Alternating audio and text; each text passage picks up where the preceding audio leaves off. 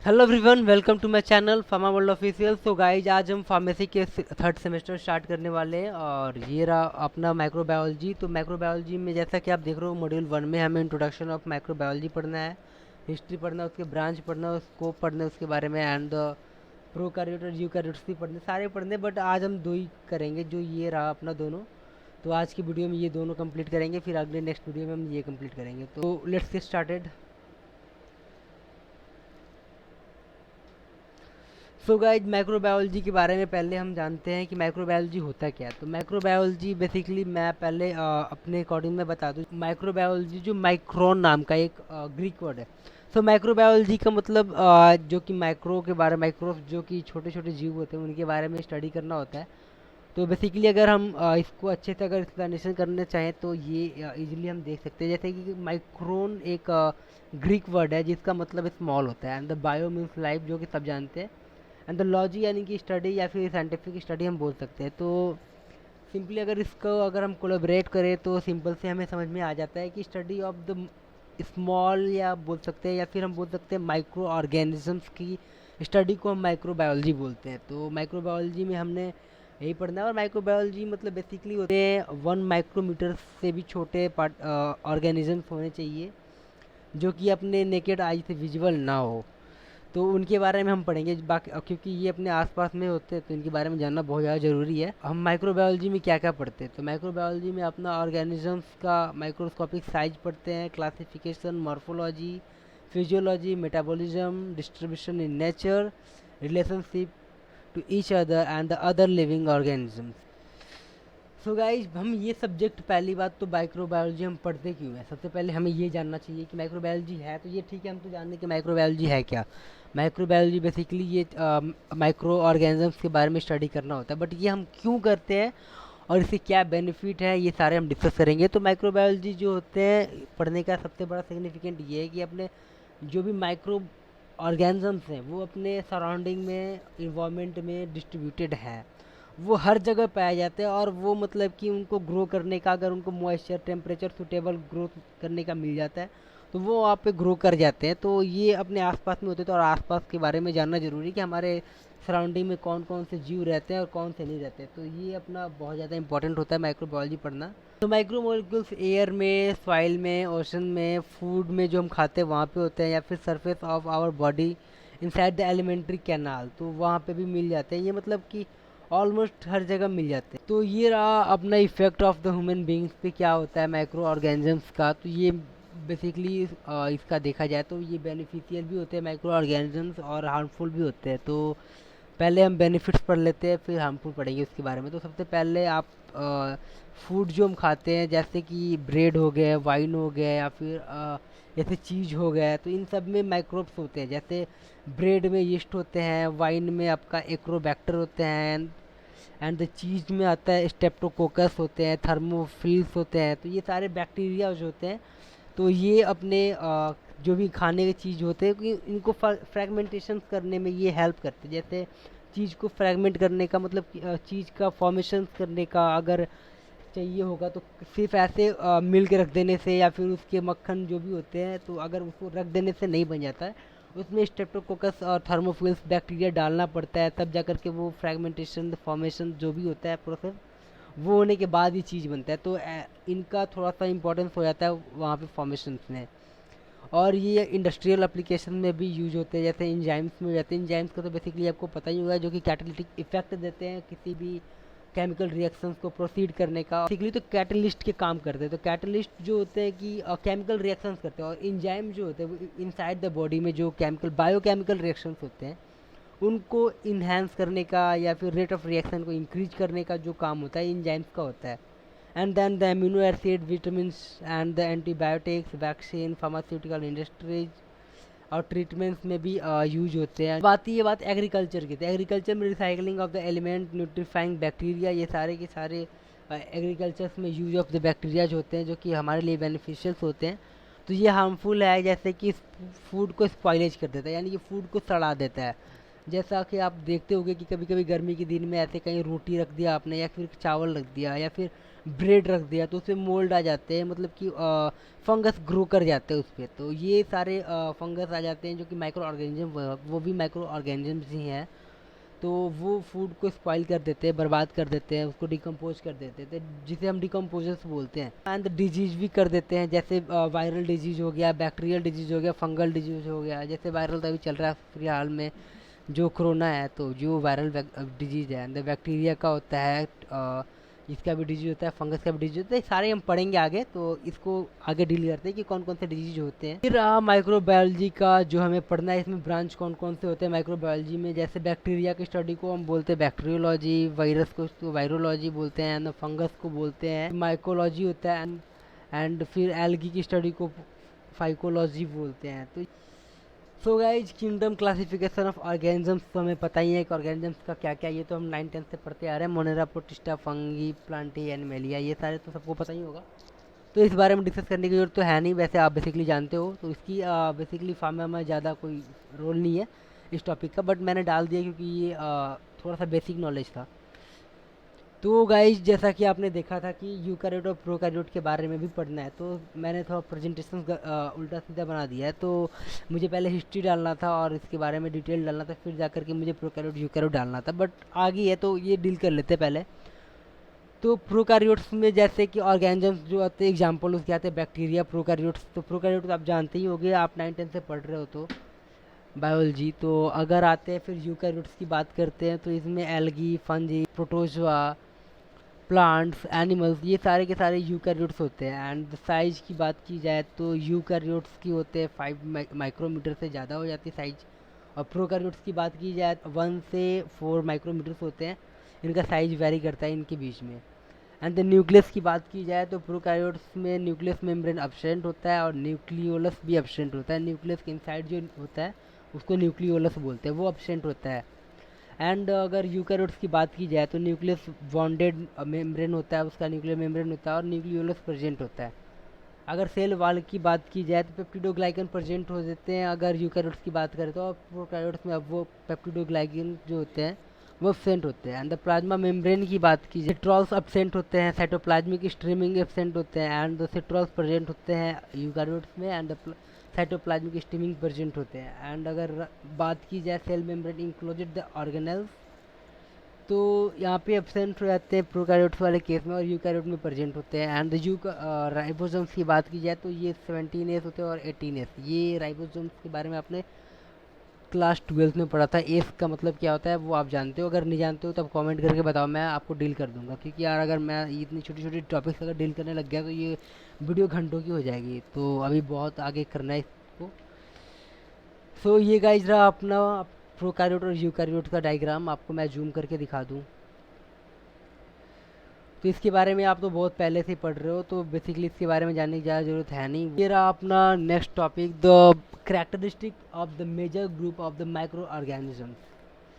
तो बैक्टीरिया के बारे में सबसे पहले पढ़ते हैं हम। बैक्टीरिया के बारे में, बैक्टीरिया का साइज जैसे कि आप देख रहे हो वहाँ पे मेंशन्ड है, 0.2 से लेकर के 1.5 तक वेरी करता है माइक्रोमीटर्स का। एंड द इम्पोर्टेंस कैरेक्टरिस्टिक ये होता है कि बैक्टीरिया प्रोकैरियोट्स होता है, यूनिसेलुलर होता है, सिंपल इंटरनल स्ट्रक्चर होता है, and the grow on the artificial laboratory medium में भी ग्रो कर सकते हैं इसको।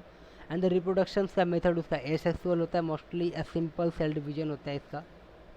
एंड द प्रैक्टिकल सिग्निफिकेंट की बात की जाए इसकी तो सम काउज ऑफ डिजीज, जो कि बैक्टीरियल डिजीज होते हैं बहुत सारे, and the some perform the role in the natural cycling of the element and increase the soil fertility and manufacture of the valuable compound in industry. Disease का भी cause कर देते हैं। और ये प्रैक्टिकली बात की जाए तो मैन्युफैक्चरिंग में हेल्प करते हैं बहुत ज़्यादा। कोई इंडस्ट्री में प्रोडक्ट बनते हैं जो कि, तो बैक्टीरिया का बहुत ज़्यादा यूज होता है, तो वो आप जानते ही हो क्योंकि इंडस्ट्री में बहुत सारे बैक्टीरिया यूज होते हैं। जैसे कि अभी हमने चीज़ की बात की तो वहाँ पे भी स्ट्रेप्टोकोकस बैक्टीरिया ही है। ये बैक्टीरिया का जो स्ट्रक्चर की बात की जाए तो बैक्टीरिया का स्ट्रक्चर रॉड शेप होता है जिसको बैसिलस बोलते हैं, कॉकस होता है spherical shape, and the spirillum होता है, स्पाइरल शेप का होता है, एंड आप देख सकते हो कॉमा शेप का होता है। ये सारे कॉकीज एंड ये सारे के सारे उसके शेप हैं, तो इसके बारे में ज़्यादा डिटेल पढ़ना है नहीं, बट यार ये सारे शेप उसके याद रखना क्योंकि ये एग्ज़ाम्स में आ सकते हैं, तो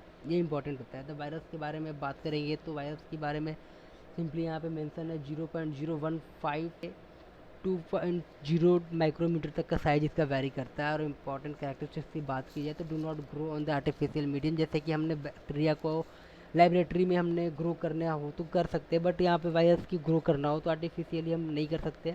and required living cell within they can reproduce. तो बेसिकली मैं आपको बता दूँ यार, बैक्टीरिया तो खैर वो एक सेल्ड हो गए, बट ये वायरस होते हैं ना, इनका कोई अपना एक कंप्लीट सेल नहीं होता है। और दूसरी बात रही यार इनकी ग्रोथ की, तो ये खुद ग्रोथ नहीं करते। अगर ये किसी लिविंग सेल्स पे जाएंगे वहाँ पे अटैक करेंगे और जो भी एनर्जी है वो यूज करके खुद को रिप्लिकेट करते हैं और खुद को रिप्रोड्यूस करते हैं। उनको अगर देखना हो तो इलेक्ट्रॉन माइक्रोस्कोप रिक्वायर्ड हो जाएगी। एंड प्रैक्टिकल सिग्निफिकेंट की बात की जाए तो causative disease human in plants animals में भी हो जाते हैं and also infect the micro organisms को भी इन्फेक्ट कर देते हैं वायरस। तो वायरस के बारे में यार क्या बताना है, वायरस तो आजकल इतना ज़्यादा परेशान किए हुए कि आपको पता ही है कि वायरस क्या कर रहा है आजकल। सबकी कॉलेज बंद करा रखा है, पूरी दुनिया की वाट लगा रखा है वायरस ने। ये वायरस क्रेडिट वाला नहीं है ये वायरस अपना कोरोना की बात कर रहा हूँ मैं। तो वायरस की आप देख सकते हो यहाँ पे कौन कौन से वायरस होते हैं, जैसे टोबैको मोजैसिक वायरस हो गए हैं, तो ये सारे के सारे इन्फ्लुएंजा वायरस हो गए हैं, बैक्टीरियो फेज हो गया T4, ये सारे सारे वायरस हैं। और वायरस के यहाँ पे डिस्क्रिप्शन में देख लो, यहाँ पे डायग्राम भी दिया हुआ है। तो यहाँ पे वायरस का डीएनए भी होता है, देख लो यहाँ पे head tail and the sheath tail fibre RNA capsids. तो ये सारे के सारे ग्लाइकोप्रोटीन्स, ये सारे के सारे होते हैं इसमें। वायरस के स्ट्रक्चर की बात की जाए तो ये सारे के सारे उसमें इन्वॉल्व होते हैं। सो अब बात करते हैं हम फंजाई के बारे में। तो ये रहा फंजाई, जैसे हम देख सकते हैं साइज यहाँ पे मेंशन है 5.0 टू 10.0 माइक्रोमीटर इसका साइज वेरी करता है। इंपॉर्टेंट कैरेक्टरिस्टिक्स की बात की जाए तो यूकैरियोट्स होते हैं, यूनिसेलुलर होते हैं, growth in the artificially लाइब्रेटरी media. तो हम इसे लाइब्रेरी में भी अगर चाहे तो फंजाई को हम ग्रो करा सकते हैं, बट वायरस को नहीं करा सकते और बैक्टीरिया को करा सकते हैं। तो ये जब तक हमने पढ़ा है तो अब तक मैं आपको एक बार फिर से क्विक रिवीजन दे दूँ कि यार वायरस को हम चाहे तो लाइब्रेटरी में नहीं कर सकते ग्रो, बट अगर हम चाहे तो बैक्टीरिया और फंगाई को कर सकते ग्रो। तो ये की नोट पॉइंट आ जाता है ये डिफरेंस का। रिप्रोडक्शन, इसका मोड ऑफ रिप्रोडक्शन एसेक्सुअल है और द सेल डिवीजन बर्डिंग्स होते हैं एंड एस और सेक्सुअल्स भी हो जाते हैं इन केस।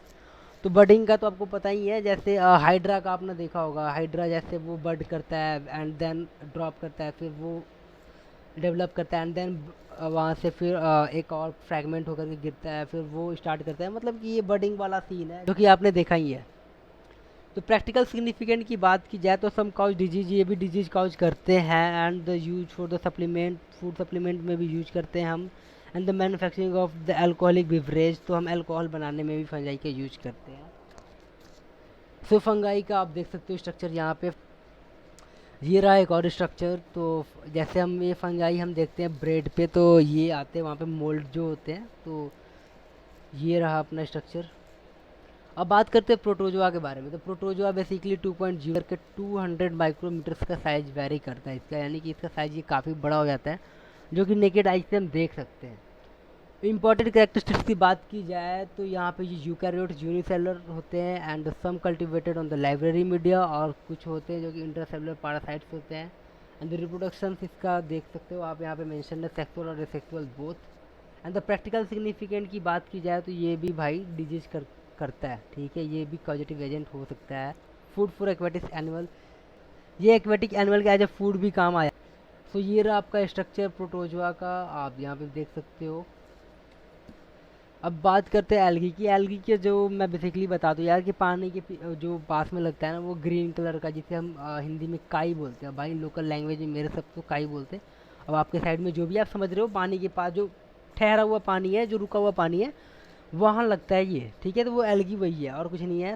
1.0 माइक्रोमीटर से 7 सेंटीमीटर होता है। एंड ये देखो ग्रीन एल्गी, येलो एल्गी, ये सारे इसके भी बहुत सारे वैरायटीज होते हैं। अगर इंपॉर्टेंट कैरेक्टरिस्टिक्स की बात की जाए तो ये भी यूकैरियोट्स होते हैं, यूनिसेलुलर मल्टीसेलुलर भी हो सकते हैं, फोटोसिंथेसिस करते हैं क्योंकि ये सनलाइट की वजह से ये अपना लाइफ को प्रोसीड करते हैं और लाइफ को सर्वाइव करते हैं, जो भी आप कह सकते हो। And the mostly occur in the aquatic environment, जैसा कि मैंने बताया ये वाटर में ज़्यादा पाए जाते हैं। एंड द रिप्रोडक्टिव इसका मोड देख लो आप, सेक्सुअल और एसेक्सुअल दोनों है। वैसे अगर रिप्रोडक्शंस की बात की जाए तो ये सेक्सुअल अगर होता है तो वो डायरेक्ट कांटेक्ट में आता है, और एक ए सेक्सुअल की बात की जाए तो जैसे वाटर फ्लो करता है, जैसे कि अगर मेल गैमेट्स निकला और वाटर के थ्रू वो फ्लो किया और फीमेल वाले एल्गी पे जाकर के वो वहाँ जाकर के अटैच होता है, एंड देन वहाँ पे रिप्रोडक्शन करके वहाँ पे फिर जाकर के एल्गी की प्रोडक्शन करता है। अगर प्रैक्टिकल सिग्निफिकेंट की बात की जाए तो production of the food in the aquatic environment में हो जाता है, and some food in the pharmaceuticals, and the some produce the toxic substance. These are produce the aquatic environments of food, ये प्रोड्यूस कर देते हैं। सो गाइस ये रहा अपना एल्गी जो कि मैंने स्ट्रक्चर यहाँ पे डाल दिया, आप देख सकते हो।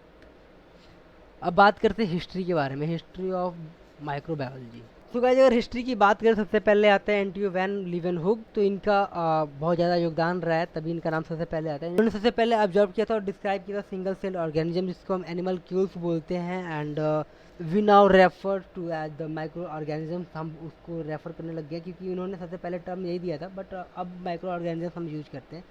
अगर आप इसका डिक्शनरी में या फिर गूगल करोगे इसका हिंदी तो ये आएगा छोटा सा, मतलब छोटा जीव, छोटा सा माइक्रो ऑर्गेनिज्म भी अगर अगर देखोगे तो बेसिकली इसका मतलब वही हो जाएगा। Describe different morphological form of bacteria.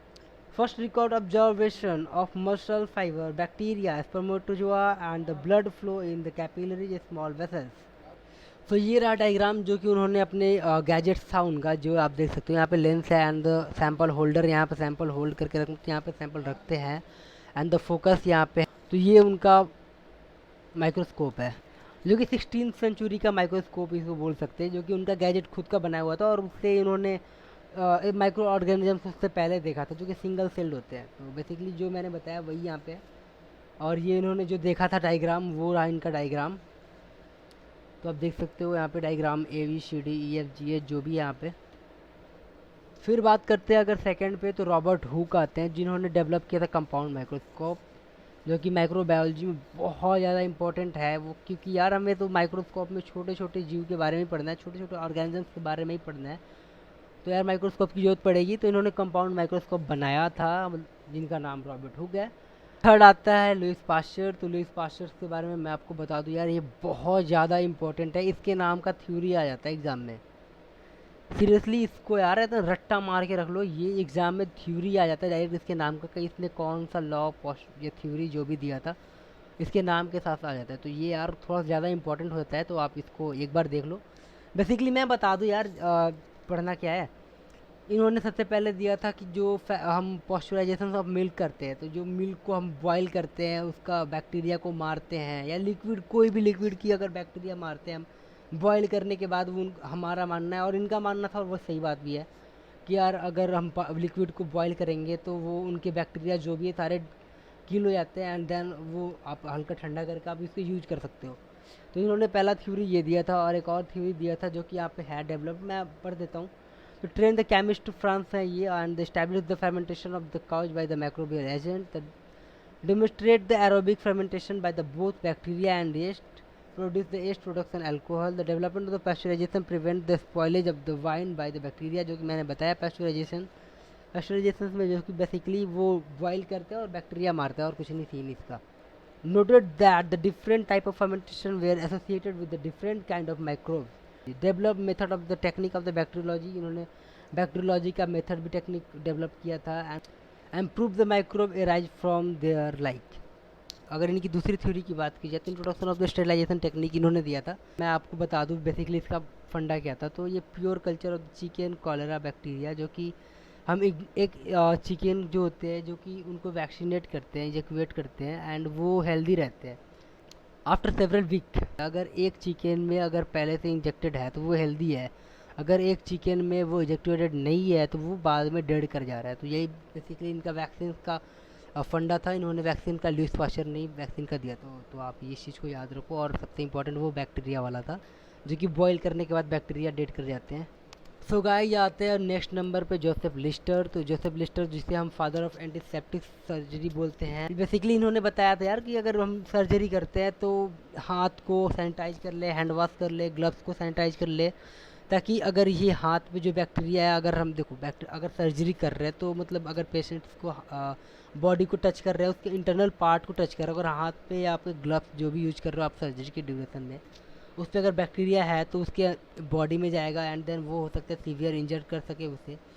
तो इसीलिए इन्होंने बताया था जोसेफ लिस्टर ने कि आप पहले अपने हाथ को साफ रखो, use carboxylic acid in the antiseptic surgery. ये कार्बोक्सिलिक एसिड से ही वो अपने हैंड ग्लव्स जो थे उनको वॉश कर, result in drop in the morbidity and the mortality due to the surgical sepsis. अब नेक्स्ट पे आते हैं रॉबर्ट कॉच। रॉबर्ट कॉच को फादर ऑफ द बैक्टीरियोलॉजी बोलते हैं। इन्होंने इंट्रोड्यूस किया था इन्होंने first time method of the isolation of pure culture, जो कि प्योर कल्चर के बारे में आगे पढ़ना है तो वो उस टाइम क्लियर करेंगे। पहले बस ऐसे ही जान लो कि प्योर कल्चर का इंट्रोडक्शन इन्होंने दिया था। Use of the solid media for the isolation of the bacteria, standing technique इन्होंने ही दिया था। एंड इसको ऑफ द एंथेरस बैसिलस, जो कि tuberculosis bacillus and the cholera vibrios. Use for the media isolation, इन्होंने फर्स्ट टाइम इंट्रोड्यूस किया था isolation of the pure cultures का। Use for the solid media isolation for the bacteria, जो कि standing techniques बोलते हैं जिसे हम, इन्होंने प्रपोज किया था इस टेक्निक को। एंड इन्होंने डिस्क्राइब करा था anthrax bacillus, tuberculosis bacillus and cholera bacillus. Basically ये बैक्टीरिया हैं जो कि ट्यूबरक्लोसिस करते हैं ये, एंड द कॉलरा ये करते हैं। बेसिकली इन्होंने जैसा मैंने बताया था कि कौन कौन से बैक्टीरिया कौन कौन से डिजीज करते हैं, बहुत सारे लिस्ट बनाने लग जाए तो लंबा चौड़ा हो जाएगा, बट फार्मेसी में जितना पढ़ना है वही करते हैं, एक्स्ट्रा बाद में कर लेंगे यार, पहले सिलेबस तो कंप्लीट कर ले। तो कॉस्ट का जो पोस्टुलेट है ये भी इम्पोर्टेंट है गाइस, तो आप इसे एक बार हूबहू आप एग्जैक्ट स्क्रीनशॉट ले लो या फिर आप नोट से अपने लिख करके याद कर लो, क्योंकि ये आता ही आता है। मैं क्वेश्चन बता दूँ बेसिकली, जैसे कि एक सबसे पहले 10 नंबर का जो क्वेश्चन आता है तो उसमें यार डायरेक्ट आ जाता है कि माइक्रोबायोलॉजी के बारे में इंट्रोड्यूस करो, हिस्ट्री बताओ, उसका ब्रांच बताओ एंड सिग्निफिकेंट बताओ, उसका यूज बताओ, सारे के सारे 10 नंबर में आ जाते हैं। तो यार एक बार पूरा पीपीटी भी पढ़ लो आप, तो ये कम पड़ जाता है यार। कॉस्ट पोस्टुलेट भी इंपॉर्टेंट है तो ये भी आप पढ़ लो। Microorganism can be accept the causative agent of an infectious disease only in the following condition are the fulfilled. So guys Koch's postulate का हम देख लेते हैं कि जैसे बेसिकली ये माइक्रो ऑर्गेनिजम्स को जो पॉजिटिव एजेंट जो अफेक्ट करते हैं, डिजीज करते हैं, उनका भी कुछ कंडीशंस होता है जो कि क्राइटेरिया फुलफिल करता है तभी वो डिजीज करता है। तो ये उनका कॉस्ट का पोस्टुलेट था जो कि तो बेसिकली आप पढ़ सकते हो यहाँ पे इजीली। आप लैंग्वेज ज़्यादा मैंने इजी कर दिया, कॉम्प्लिकेट नहीं किया, तो आप इजीली समझ सकते हो इसको। So these all are the criteria और कंडीशंस जो अगर फॉलो करेंगे माइक्रो ऑर्गेनिज्म या डिजीज कॉज कर सकता है, अदरवाइज नहीं करेगा।